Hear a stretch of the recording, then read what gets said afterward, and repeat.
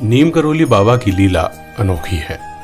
कहते हैं भगवान भक्त के मन की बात जान लेते हैं और भक्त के साथ लीलाएं करते हैं। नीम करोली बाबा के भक्त भी उनके ऐसे ही चमत्कारों के बारे में बताते हैं जिसे सुनकर आप हैरान हो जाएंगे। आइए आपको बाबा नीम करोली की एक ऐसी ही कहानी बताते हैं जिसमें भक्त के लिए बाबा को एक महिला की डांट तक खानी पड़ी थी।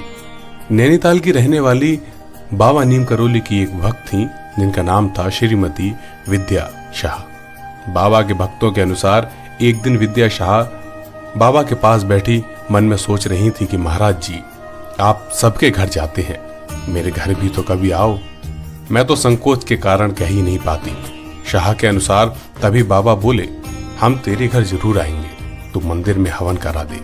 इससे खुश शाह ने मंदिर के पुजारी से हवन का अनुष्ठान कराया।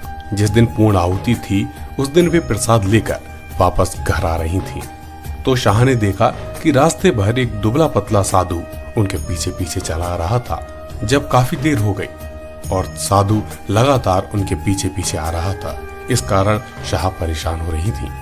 शाह को डर था कि पता नहीं ये व्यक्ति या ये साधु कौन है जो लगातार मेरे पीछे चला रहा है। विद्या शाह का घर बाजार में था और घर आने का रास्ता एक पंजाबी परिवार के घर से होकर जाता था। बाबा को नहीं पहचान पा रही विद्या शाह जल्दी जल्दी घर की संकरी सीढ़ियां चढ़ने लगी और घर के भीतर चली गई। जितनी तेजी से विद्या शाह चल रही थी उतनी ही तेजी से वो साधु भी चल रहा था। जैसे ही विद्या शाह अपने घर में घुस गई, इधर साधु भी पीछे पीछे उनके घर में घुसने लगा। तभी पंजाबी परिवार की महिला घर से बाहर निकलती है और साधु से कहती है, कहाँ जा रहे हो पीछे पीछे।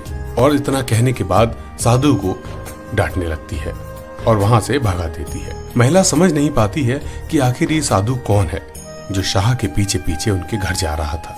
और शाह अपने घर चली जाती हैं और साधु वहां से वापस चले जाते हैं। इस घटना के कुछ समय बाद विद्या शाह बाबा नीम करोली के पास आई और उनके पास बैठी थी तो उनके मन में अचानक ख्याल आया कि बाबा ने घर आने की बात कही थी, इनके कहे अनुसार यज्ञ भी कराया, पर बाबा अभी तक मेरे घर नहीं आए।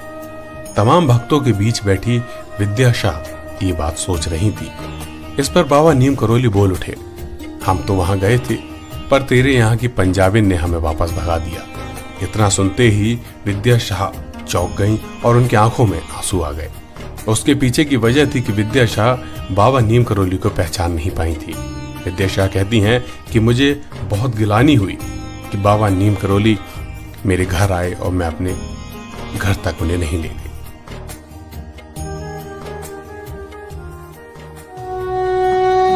आप देख रहे हैं द वर्ल्ड ऑफ आध्यात्म।